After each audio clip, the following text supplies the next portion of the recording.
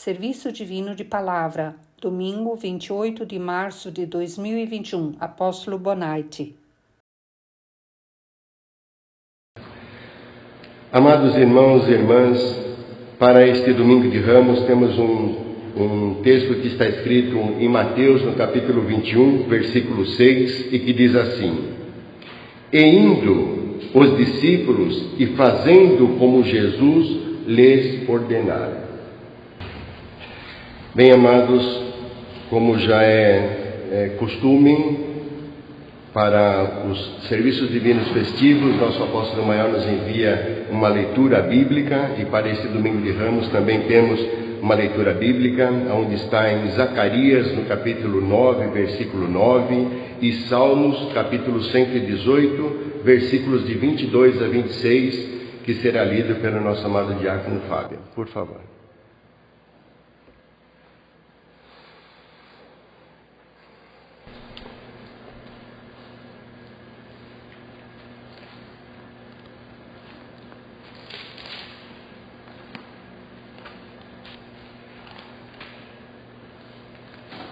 Alegra-te muito, ó filha de Sião, exulta, ó filha de Jerusalém.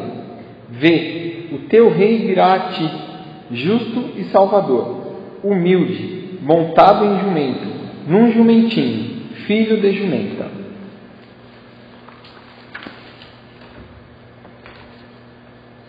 A pedra que os edificadores rejeitaram tornou-se a pedra angular. Foi o Senhor que fez isso, e é maravilhoso aos nossos olhos. Este é o dia que o Senhor fez. Regozijemo-nos e alegremo-nos nele. Ó Senhor, salva-nos. Ó Senhor, conceda-nos prosperidade. Bendito aquele que vem em nome do Senhor. Da casa do Senhor vos bendizemos. Obrigado.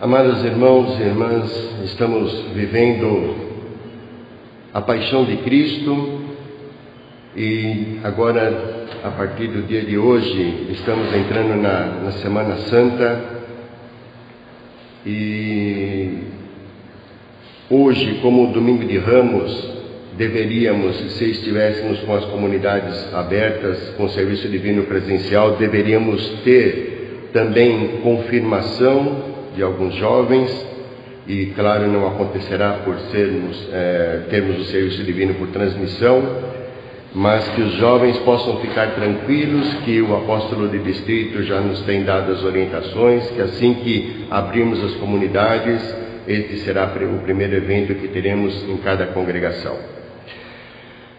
Também trago lembranças do amado apóstolo de distrito, do apóstolo Reinaldo, para todos vocês, e com um desejo de bênção para todos.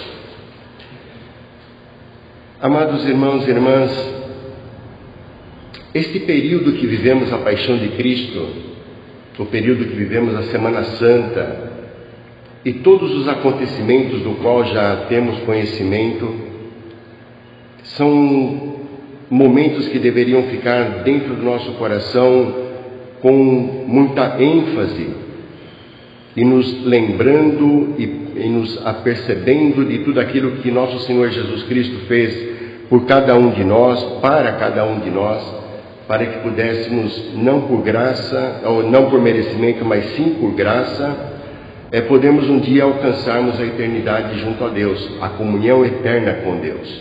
Este é o objetivo.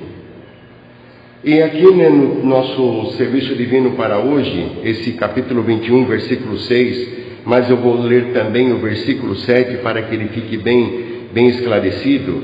Então, 6 e 7, e indo os discípulos e fazendo como Jesus lhe ordenara, trouxeram a jumenta e o jumentinho, sobre eles puseram as suas vestes, fizeram-no assentar em cima.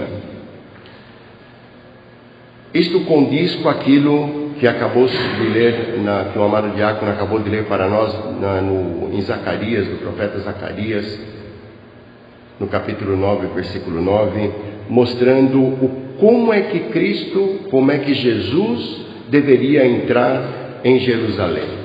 E tudo isso tem um significado muito especial, amados. Ali era para que ele vinha como um rei, mas não como o rei terreno, um rei que não dispensa as formalidades, não dispensa a pompa, não dispensa as riquezas. Não é desta forma com que ele entrou em Jerusalém. Entrou em Jerusalém humilde, pobre, em cima de um jumento, para poder então se chegar ao povo. O povo, no primeiro momento, o aclama como aquele que vinha para poder ajudá-los, mas eles estavam tendo um ponto, um olhar, uma visão de ajudar no material. E o que ele vinha para fazer não tinha nada a ver com o material. O material é sempre a consequência. Ele vinha para poder trazer o espiritual, fazer aquilo que era necessário para o espiritual. E muitos, claro, não entenderam e sabemos e conhecemos que chegou ao ponto de pedir então a crucificação dele. Amados, Jesus sofreu muito por cada um de nós, não só nesse último momento, não só nesse instante final, mas em toda a sua trajetória, em todo o seu trabalhar, ativar, porque nem todos o aceitaram. Mas quando ele chegou ali, quando ele disse aos seus discípulos naquele momento que ele deveria voltar a Jerusalém, os seus discípulos ficaram estarrecidos com aquilo que ele estava dizendo. Mas, Senhor, nós acabamos de sair de Jerusalém e tu sabes que aquelas pessoas querem te matar. Mas ele não deu ouvidos a isto. Ele disse aos seus discípulos o que deveria fazer, o que deveria acontecer, que deveriam voltar ali. Deveria se cumprir as Escrituras, em todos os sentidos. Aí poderíamos fazer a pergunta, mas Jesus veio em carne, estava em carne naquele momento, ele não teve medo? Acho que a resposta nós temos naquela passagem onde mostra que Jesus foi a Getsemane para poder rezar, para poder orar, para poder falar com o Pai sobre aquilo que haveria de vir aqueles dias. E nesta oração as suas gotas de suor se transformavam em gotas de sangue. Então a pergunta é, será que ele não estava com medo? Sim, ele tinha medo, porque ali estava na carne. Então ele poderia recuar, ele poderia parar. Não, até aqui, ok, daqui para frente não. Não foi o que aconteceu. Ao contrário, ele perguntou ao Pai que se fosse possível afastasse aquele cálice dele, mas que não fosse feita a vontade dele e sim a do Pai. Então, somado-se a isso, essa obediência a Deus, essa obediência ao Pai, e também o amor que ele tinha por aquelas pessoas que já tinham ouvido ele e tinham aceito, ele foi até o fim, até o seu sacrifício final. E conhecemos o caminhar dele até a cruz. Ele carregou a sua própria cruz, foi chicoteado, foi colocado nele uma coroa de espinhos. Vamos deixar bem claro esse ponto, amados. Colocou-se ali uma coroa de espinhos. Claro que nem todos, mas muitos de nós já nos curamos com um espinho de alguma planta, ou com uma farpa, ou com alguma coisa nesse sentido. E dói muito, e sabemos disso. Colocaram na sua cabeça uma coroa de espinho e encravaram na sua cabeça, como rei, ou seja, estavam debochando dele. Amados, quanto sofrimento físico ali, por quem? Por ele? Porque ele havia cometido crimes? Porque ele precisaria se arrepender daquilo que ele tinha feito? O que ele fez de errado? A única coisa que ele fez foi amar as pessoas, foi amar aqueles que estavam ali, que seguiam a ele. Esse foi o erro dele, talvez, mas era tudo enviado pelo Pai. Todo esse posicionamento estava dado pelo Pai. Então, neste fato, né, ao olharmos como ele seguiu esse caminho, ele não recusou, não recuou. Então, tiremos um ensinamento para nós nos dias de hoje, amados. Quantas vezes nós também ou somos debochados pela fé, ou não somos acreditados, quando se diz, damos um testemunho, as pessoas não levam muito a sério, e nos sentimos entristecidos com tudo isso, nos sentimos magoados com tudo isso, mas o Senhor nos ensinou aqui a não recuar, a não refugar, a não ter medo. Temos medo? Temos. Mas ele falou: eu estou contigo todos os dias da minha vida. E sabemos também que os discípulos falaram para ele que não deixaria acontecer tudo isso com ele. E qual foi a resposta dele? A Pedro principalmente: mas antes que cante o galo por 3 vezes você me negará? E não só isso, amados. O Senhor, ele deixou claro para os seus discípulos que ele precisaria voltar ao Pai, e ele, voltando ao Pai, enviaria o Consolador. E esse Consolador ele nos enviou, uma promessa dele cumprida já, nos enviou o Consolador, aquele do qual podemos ser batizados, recebidos o selo divino, para podermos seguir. Nem tudo está terminado, é só para podermos seguir este caminho, para podermos então ir trabalhando dentro dos nossos corações, para podermos chegar no dia do Senhor e estarmos prontos para adentrar a este reino. Então enviou o Consolador para nos consolar, para nos tirar dos medos, para nos tirar das dores, para nos tirar das perturbações. E quando falamos tudo isso, já podemos até talvez remetermos essa condição de pandemia que nos leva hoje a sempre repetidamente lembrar: estamos passando a face da terra está passando por essa pandemia. Mas não é só isso que nos perturba, não é só isso que nos traz dor. Muitas outras coisas, os valores da vida, que muitas vezes nos apercebemos que estão perdidos naquilo que já não é. O homem já não acha que é pecado, e então vamos fazer desta forma, porque já passou muito tempo, Deus já mudou os planos, não é mais dessa forma, isso não é mais pecado. Não é dessa forma que Deus coloca. A palavra de Deus é única e será única até o último momento. Então este Consolador está para nos orientar, para nos guiar, para fazer com que nós possamos olhar este sacrifício que nosso Senhor Jesus Cristo fez por nós, e não nos esqueçamos disto nunca. Deixemos com que isso cultue dentro do nosso coração constantemente. Então enviou esse Consolador, e também esse Consolador é aquele que nos mostra que Deus é que rege todas as coisas. Amados, quantas e quantas vezes nós ouvimos dizer que não cai uma folha de uma árvore sem que Deus não ordene, que não cai, o ditado que diz que não cai um fio de cabelo da nossa cabeça, que Deus não ordena.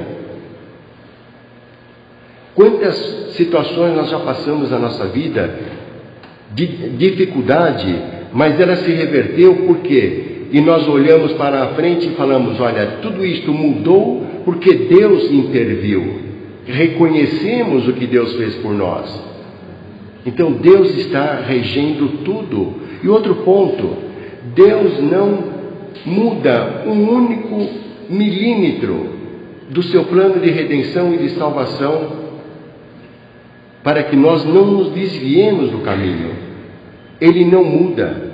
Quantos planos, quantos projetos, quantas situações nós precisamos como humanos mudarmos ao longo deste ano por tudo aquilo que aconteceu conosco, por tudo aquilo que estamos passando. E agora em nosso país está mais difícil ainda. Quanto nós não tivemos que mudar? O ser humano, ele faz as suas mudanças, ele modifica os seus planos naquilo que é necessário, naquilo que convém para poder fazer o melhor. Mas Deus não muda aquilo que Ele disse, aquilo que Ele colocou como lei, aquilo que Ele colocou como plano de redenção e de salvação. Se tivesse que mudar, então Ele não precisaria colocar o seu Filho em sacrifício como colocou. É simples assim nós entendermos. Ora, se eu tenho que ir lá na frente mudar o meu plano de salvação, então por que eu vou sacrificar o meu filho? Não tem sentido. Pensemos nisso, amados. Pensemos nisso. Pensemos nessa coerência. Então, aquilo que Deus nos fala é aquilo que acontecerá. Aconteceu, está acontecendo nas nossas vidas e acontecerá no dia da vinda do Senhor. Então, tudo para Deus tem começo, meio e fim. E se nós queremos chegar nessa comunhão eterna com Deus, nós precisamos ter uma vida em Cristo. Seguirmos a Cristo fielmente. E aquele que tem uma vida em Cristo, ele pode ter a certeza que o melhor ainda está por vir. Este é o ponto. Não fixemos os nossos pensamentos tão somente no terrenal, no material, no nosso viver, o nosso dia a dia aqui, porque tem algo muito mais. Vamos viver sim, vamos trabalhar, projetar a nossa vida, fazer os nossos planos, sim, mas em primeiro lugar, o reino de Deus e a sua justiça. Então, seguimos a nosso Senhor Jesus Cristo é o que vai fazer com que nós possamos alcançar esta eternidade com o Senhor. Ele sofreu por Ele, não por nós. E não podemos fugir disto, não podemos querer tapar o sol com a peneira, porque não há como. Ele fez isso por nossa causa, pelas nossas culpas, pelos nossos pecados, pelas nossas falhas. E não desistiu de nós. E Deus não desistiu de nós. Então precisamos manter o nosso foco nessa promessa. Vou preparar um lugar para onde eu estiver, estejais vós também. Este é o ponto, amados. Que nós possamos seguir a Cristo, que nós possamos levar uma vida em Cristo. E Cristo deixou alguns pontos para que nós pudéssemos estar atrelados, que pudéssemos estar bem coeso com Ele, bem orientados com Ele, em comunhão plena com Ele. É isso que Ele pede para nós, que possamos viver uma comunhão plena com Ele. Então, segundo em João, na carta de João, capítulo 14, versículo 1, o primeiro conselho que Jesus nos dá: não se turbe o vosso coração, credes em Deus, credes também em mim. Qual a possibilidade, amados, de nós termos uma vida na qual nós não creiamos em Deus, na qual nós não creiamos em Cristo? Qual a possibilidade? Aonde chegaríamos? Como chegaríamos?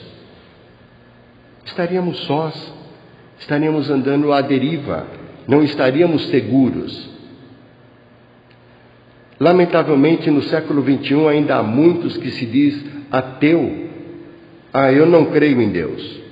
Eu creio numa força maior, mas em Deus eu não creio em Deus. Então, se você não crê em Deus e crê nessa força maior, o que é essa força maior? Aí não tem resposta. Aí não há resposta. Deus é o único Criador do universo, nós cremos nisso e não tem como mudar esse nosso pensamento. E Ele vai fazer com que seu plano de salvação chegue ao final.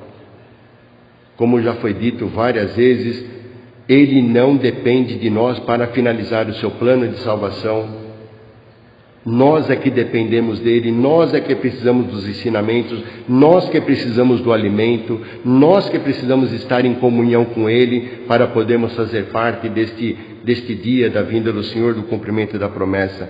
Então, amados, que nós não cuidemos demasiadamente daquilo que não é o espiritual, para nós não ficarmos para trás. Em Mateus, no capítulo 6, no versículo 25, então temos também um outro conselho que nosso Senhor Jesus Cristo nos deixa. Por isso vos digo, não andeis cuidadosos quanto à vossa vida, pelo que haveis de comer ou pelo que haveis de beber, nem quanto o vosso corpo, pelo que haveis de vestir. Não é a vida mais do que o mantimento e o corpo mais do que a vestimenta? O que é mais? A vida tem mais valor do que o alimento ou o alimento tem mais valor do que a vida? A nossa vestimenta tem mais valor do que o nosso corpo ou o nosso corpo tem mais valor do que as nossas vestimentas?